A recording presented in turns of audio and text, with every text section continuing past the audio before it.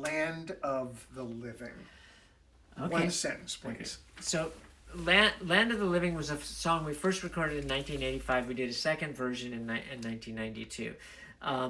It's a song that is about coming back from somewhere, being lost, being shipwrecked, being whatever it may be. I mean, it's all metaphorical, of course, as a lot of the lyrics are, but it's about finding your way back from that. Mm-hmm. So it's not that dissimilar to the Rapture Capture Me, which we talked about before, but it's just its own song in that it's talking about, obviously what I'm thinking of in that is sort of the Odyssey. Mm-hmm.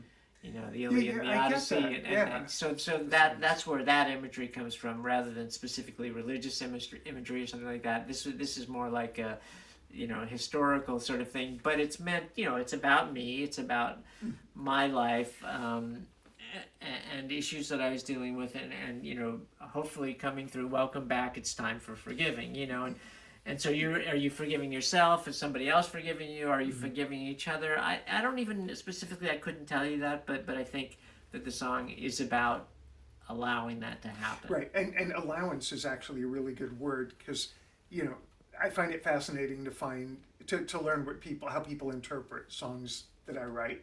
And, right. So I get what you're saying, and I got that. The Odyssey, Scylla and Charybdis, Danger on the Rocks, all that kind of stuff. I felt that from it, but there was another level, and I was going to recite the chorus to you, welcome back, it's time for forgiving, Land of the Living.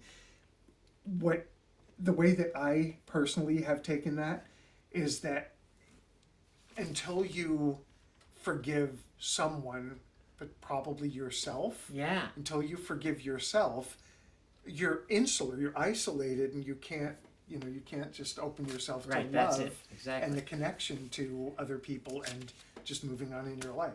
So I think it's, the thing that's crazy to me is that it's such a catchy earworm with a great track that reminds me of like 80s era Peter Gabriel, but mixed with a Beatles influence. Right? Yeah. And yet it has these lyrics that are so chewy, chewy, like, you can really masticate them. Did I really say that? But there's like plenty to digest there.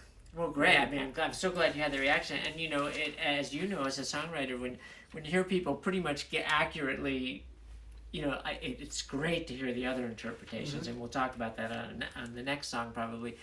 But the idea that somebody does really get exactly what you're saying. Mm-hmm.